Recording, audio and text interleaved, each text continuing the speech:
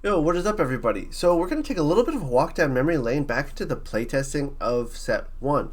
So if you didn't know, Elestrals got basically announced almost a year before printing, and that allowed a lot of people using things like Tabletop Simulator, these prototype decks that Dan sent out to everybody, to really try and test out the game, and we found a lot of issues with certain cards. A lot of cards are too strong, some cards are too weak. So this video, we're going to take a look at 5 cards that got nerfed heavily because they were just way too good. So without further ado, let's jump into the cards that got nerfed. Specifically, we're going to have 5 cards that got nerfed from playtest into set 1, and for really good reasons. Alright, so we're starting with Afros. Now you might think, oh, but Water doesn't see play right now. Water didn't even see a ton of play in playtesting. But Afros, in its pre-current version, was absurd. So as you see right here, it's the one change between now and what it was is it was Nexus any amount of water, so 1 to 2 water, draw 2 cards. No matter how much you Nexus, you always drew the 2 cards.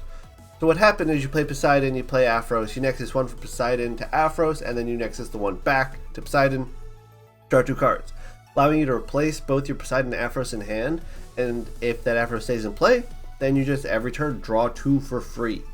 So every turn you're drawing 3 cards to your opponent's 1. If you got a second Afros in play, which wasn't too difficult if you started with a Foamy and had an Afros in hand, the Foamy crash, died, search Afros, have 2 Afros in play, and then you just go back and forth with the Spirits, you're drawing 5 cards a turn. That's basically Exodia put together, like 2 Afros.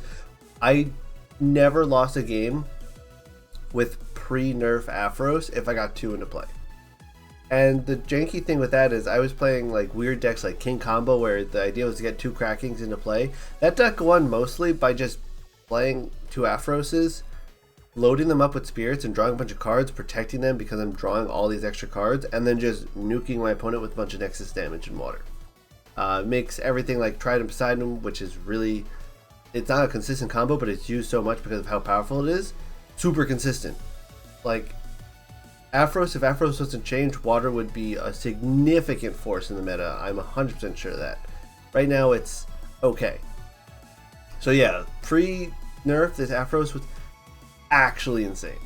I know it might not seem like a big change, but when you have to load up 2 Spirits onto Afros from a Poseidon to draw 2 cards, making it a lot easier to get removed and efficiently, like an Earthquake at an Afros with 3 on it, it's a lot better than an Earthquake with an Afros on 1 of it.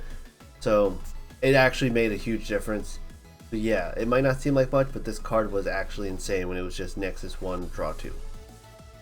And I will say, I kept begging for this card to get nerfed during playtesting because I was probably the only person playing it consistently. And no one really thought it was an issue. And then I believe Distant Coder actually came up and was like, hey, Dan, this card's too strong. I was like, thank you. Finally, someone else agrees with me. And then it got nerfed in playtesting, I think at the last playtesting round too. So, Afros, I promise you it was insane if you're not seeing it. It was absolutely bonkers. Going into the next card, we're actually going to look at 2 cards here. I've spoke about this before when the nerf happened. Poison Tipped Arrow and Shield of Achilles. It probably doesn't stand out to you right away what the change is. So, with Poison Tipped Arrow, it was always 1 cost, and then you would always expend 1 to blow up the Elestral at the end of turn, and Shield was always a 2 cost, making both of these effectively always cost 2 Spirits, even if you're hitting a 2-drop, even if you're hitting a 3-drop.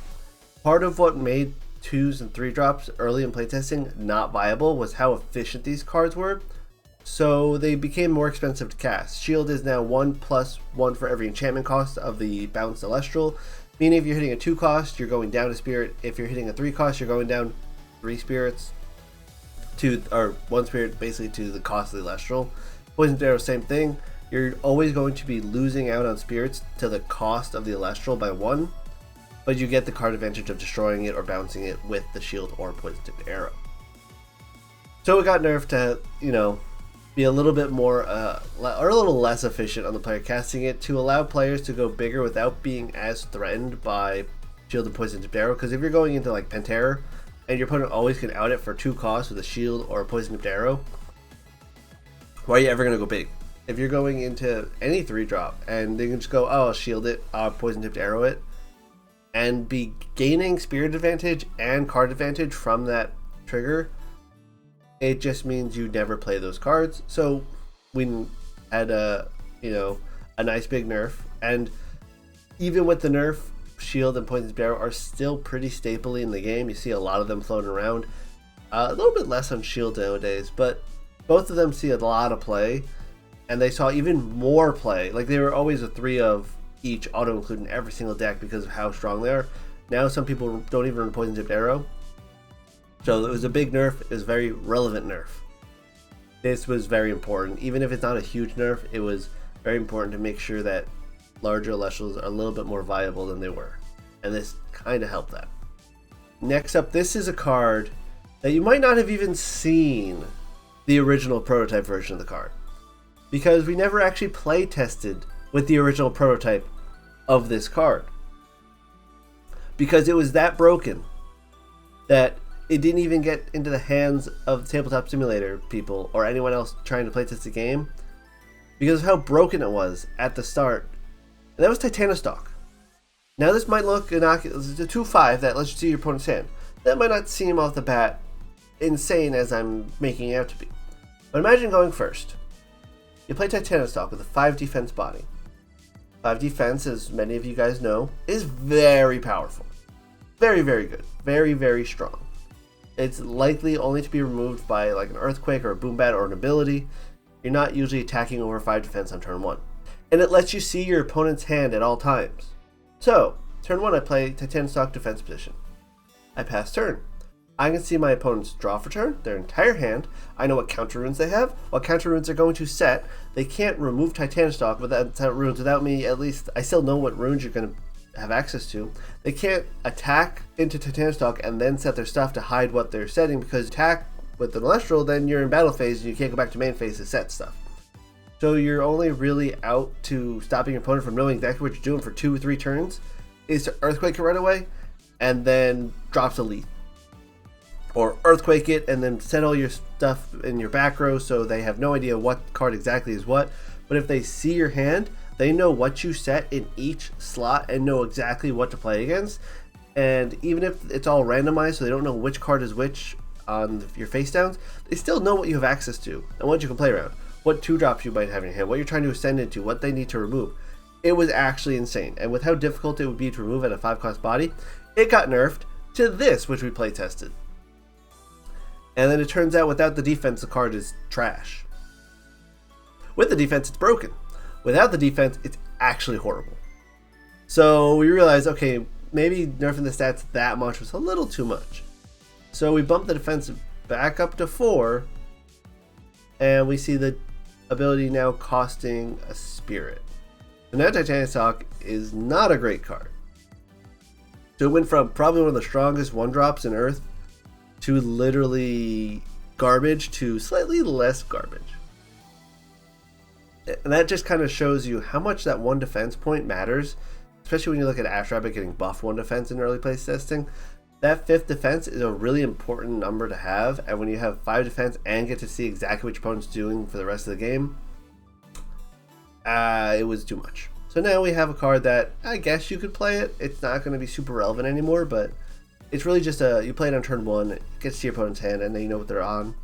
But other than that, you're not really going to play it too much, so people don't see Titanostock that much anymore. Hey, if you guys liked the video so far, why don't you hit that subscribe button and that like button? I really appreciate it, and I got 2 more really spicy cards for you. Let's jump right back into it. Alright, next up, Rummagem. So it started as a 4/4 Search Earth, which seems really like 4 stat. Like, we play Aramare because it's a 4/5. And basically the joke is Aramare has no ability. So now we're playing Rummagem as a 4/4 that searches within element. Starting straight off the bat, searching within element is already really powerful. Being able to play Rummagem as a 4/4 and find a Tectorus or Viserys made the Earth Beatdown deck in playtesting insanely consistent and insanely strong.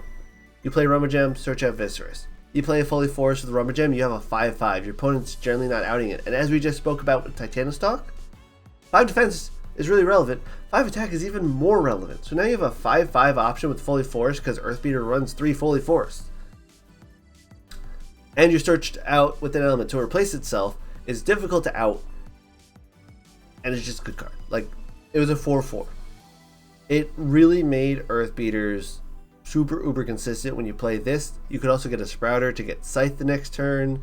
You get Viserys, you get you play Jolton first to get Foley. The next turn you play Rummagem. Now you have a 4 attack and a 5 attack. There's so much of Rummagem at a 4/4 stat line enabled that was just not fun to play against. So it got nerfed now to the 2/3 as we know it, and it still sees a ton of consistent play. It just no longer is both a free card to play in hand because you're getting card back, a super aggressive beater, a super good wall. Its consistency is way down as a 2/3, but it still sees play because of how good searching in element is. So it's got one of the weakest stats for any of the Elestral searchers in the game, and it still sees play because people find their Jotaya with it, they find Viserys with it, they find Tectorus with it. It still sees play in every Earth deck because of how relevant searching in element is. It could be a 1/1, and I bet you would still see play. So that's Rummagem. And lastly, we have Aeolus. Aeolus, if you're not seeing it right away, used to disenchant for 1 to search for any Elestral in your deck that was a 1-cost wind. That is insane. Literally insane. This card basically says you can play any 1-drop from your deck at a tax of 1. I don't care about the tax of 1 when I'm just pulling every single card I need out of my deck on the spot to answer everything my opponent has. Like, you don't need to play Nectar Gods because it's basically a similar rate of Nectar Gods, a spirit for card, but it's a search. You could load up, now with the current rules, right, you'd be able to load up to 5 spirits to it, not 4. So in theory, you have 5 turns of whatever 1-drop Elestral you want in Wind. In playtesting, this was the first card we looked at and said, this card needs to be nerfed. It was too much to just say, I want this card and I want that card. Oh, and also you're drawing a card every turn. So you're not going down in card advantage. You're losing a little bit of life, but Wind's already expensive, so that's understandable. But you just 1-cost every turn, tutoring for whatever Elestral you want. We just spoke about how Rummagem, tutoring for a 1-cost Elestral, is already good, but now Aeolus lets you tutor it, and you still have your normal action to cast it. It was bonkers. Like, searching 1-cost is actually just really good. 5 guys, a meta deck, runs a defensive Elestral, even though it's an aggressive deck, to search out a Necruff with Smeltuga because of how good searching is. So now you're searching in element, we already said, really strong. It's cheap. You still get your normal cast. It was a mistake at 1-cost. Now at 2-cost, it still sees play in Wind decks because it's a good effect. It's just now balanced, so to say. Like, you could play Aeolus with 2 spirits on it, use the 2 spirits to go search out something. So it could basically be like, instead of Nectar Gods drawing you 2 cards, you're searching for a specific card. A lot more balance at 2-cost. Still strong, more balanced. The 1-cost was just a mistake. It was so good. Like, maybe you get some friends together and you try Aeolus with 1-cost and just see how consistent Wind goes from there. It was just way too much. It was too oppressive. It was absurd. So that's Aeolus. And that's where it got changed from. So those were 5 cards that got heavily nerfed in playtesting and honestly really changed how the game is played now. It might not seem like it, but all these cards were really, really powerful and really meta warping, especially Shield, Rummagem, Aeolus, like extremely meta warping in our early playtest of the game way back, like almost a year ago. My first Elestrals game was in September of last year. So we're talking, these playtests were like, we played the game for a solid like 7 or 8 months almost before I think they got solidified. I could check the dates, but yeah, we playtested a lot because we wanted to play the game. And the game's better for it. These cards back in the day, the meta, it's just, man, we were trying new things. We didn't have all the card pools yet, but if we had these cards as they were back then now, oh man, we would have had some problems. We would have had a lot more problems than I think some people think we have now. So yeah, good changes, and I'll see you guys in the next video. Remember, like and subscribe. I always appreciate that, and I'll see you guys in the next one. Have a great day.